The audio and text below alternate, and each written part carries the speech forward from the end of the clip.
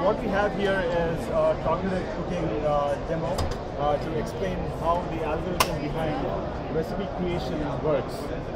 So IBM has entered into the space of cognitive computing with Watson, and what we have here is going a few steps beyond what Watson does. Watson is essentially looking at the existing technology, existing information, and doing a really smart way of searching through that, right, using natural language processing and machine learning techniques. What we have here is coming up with something new, not just what is existing, but coming up with new products. This is especially applicable when we are talking to our clients and we had to do new product development. To demonstrate how the algorithm works, we decided to choose food as an example because cooking is something that's really easy to connect with people. Most people like cooking, everybody likes to eat food, taste different kinds of new types of food. So the tricky thing in this algorithm is it is not exactly mixing two randomly selected ingredients and coming up with a new recipe, but there's a very well-studied science and theory behind it. The way it works is we have a huge database which contains a lot of recipes that we mined from the web, and also by collaborating with the Institute of Culinary Education based in New York. And we are essentially understanding how humans perceive taste, how humans perceive smell, and what exactly makes a recipe a tasty recipe. What makes a recipe something surprising? What is new about making a new recipe? The way we go about doing that is basically having an algorithm that searches through various combinations of ingredients, trying to measure surprise, trying to measure creativity, trying to measure how the chemical compounds in each ingredient actually fit together, whether they come together to make something new and something tasty. So let us start off with the demo right now, and I would like to make this sort of interactive and get you to choose a base ingredient that you'd like to use when you're cooking something. So think of this as you're opening your refrigerator and you have something remaining there, and you'd like to cook something new, something that you cannot find using Google search or something you cannot find in a recipe cookbook, right? So why don't we start off with a base ingredient that one or more of you would like to choose. Chicken. Chicken? Okay. Corn.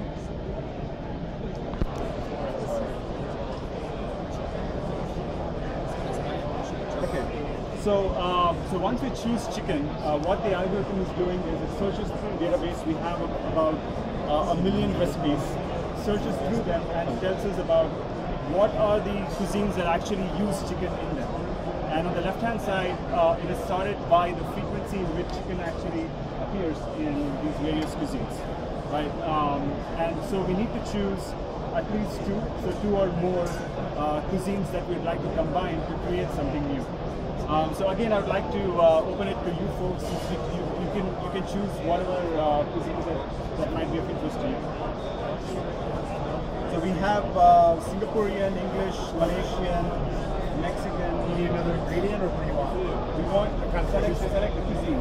The Vietnamese. Yeah, Mozambique. Okay, I heard Vietnamese. Where is? It was a The top? Okay, Vietnamese and one more. Mozambique. One, Mozambique. Okay. Anything? I think I had. Okay, so any more, or you guys are fine? Mexican. Mexican. Okay. So once we do the selection, the algorithm basically is doing a really quick search through all the cuisines in all the recipes in these 3 cuisines, trying to find out what are the ingredients and what are the dishes that appear in these cuisines, right? So in the second column, what you see are all the dishes that are typically found in these cuisines. So we can choose any one of those dishes that you'd like to prepare. So again, you guys can pick what you'd like to prepare. Something fried. I'm sorry? Something fried. Something fried, okay. So do we have anything fried here? So it's fried. Okay, fried, okay. So once we choose a fried dish, then we have all the ingredients that you need to choose to make this fried, right? So here you can actually increase or decrease any of these ingredients based on what the user might want to do. As an example, if you want to avoid seasoning, and if you want to avoid salt or minimize the amount of salt or sugar or fat in the dish you're preparing, you can actually take those steps here. If anybody doesn't have any suggestions, I would leave it as is and go to the next step of actually creating the recipes. So once we are doing this, so the algorithm is combining those ingredients that we have chosen. And what we have is, what happens in the background is we have trillions or septillion recipes that are generated. And the algorithm uses the software technology and also the data analytics that IBM has to analyze each of those millions, each of those trillion recipes, to analyze what is the surprise, what is the pleasantness of each of the recipes, and what is the food pairing. Right, and we are listing the top 50, which are maximum in one or more of those three metrics. So surprise basically is going back to how humans perceive something novel, something new, right? So looking at what is your prior belief in understanding what do you expect when you say I want something that is fried and something that is Mexican or Vietnamese, and comparing that to what the new recipe, the one that is highlighted there, is suggesting. Right? Pleasantness is basically going back to the chemical components in each of these ingredients and trying to see what is the pleasantness factor for each of those ingredients. And pairing is looking at combinations of those ingredients, like pairs of ingredients or triplets of ingredients, and saying how pleasant are those combinations. As an example, how pleasant is garlic with asparagus and bean sprouts, right? So each of those pairs and triplets is actually compared, and we get a pairing score. And as you actually select each of the recipes that is generated, you can actually see the three scores changing, right? So a user can choose a recipe that he or she wants to cook that maximizes pleasantness or that maximizes surprise based on what their objective is. And what I'd like to point out at this stage is we are not actually recommending a complete recipe, right? All we are saying is what are the ingredients that need to be chosen. No, this is the first time. The actual method of cooking something, the proportions of each ingredient is dependent on what a chef might want to use or what a user might choose.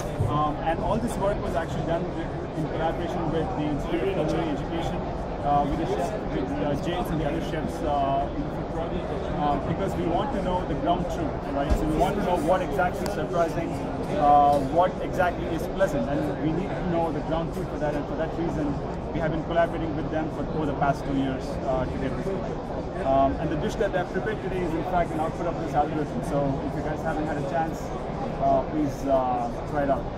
And James, if you'd like to add anything. Yeah, sure. No, yeah, so I mean, this as we said here, it's been almost 2 years that we've been working on this project here at ICE. We're not here because we're actually based in New York City, but we've been working with the IBM research team over in New York, and we've been spending a lot of time in the kitchen practicing with these dishes, kind of going through a lot of different outcomes. The system's been right every time. We've not come across anything that was just didn't taste good together.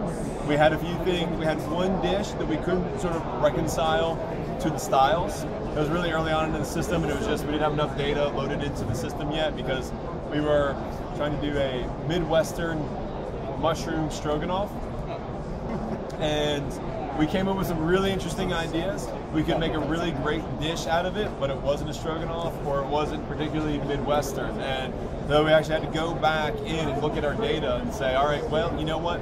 These restaurants that are these recipes are getting classified as Midwestern.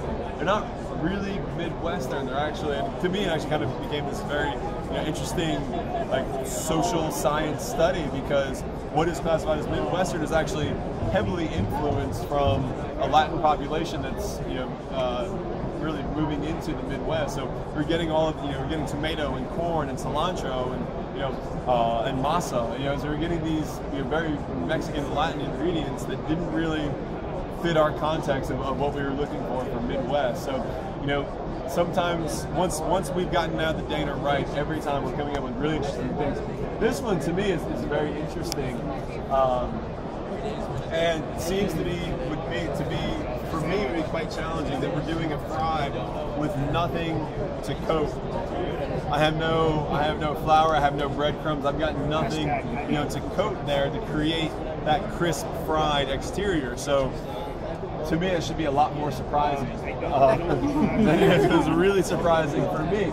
I'm not sure what we do there. I was actually, as we were talking here, I was kind of looking at this and trying to figure out the ingredients. Really, the top one to me especially sounds interesting. I think asparagus and bean sprouts with garlic and chili would be a really tasty combination.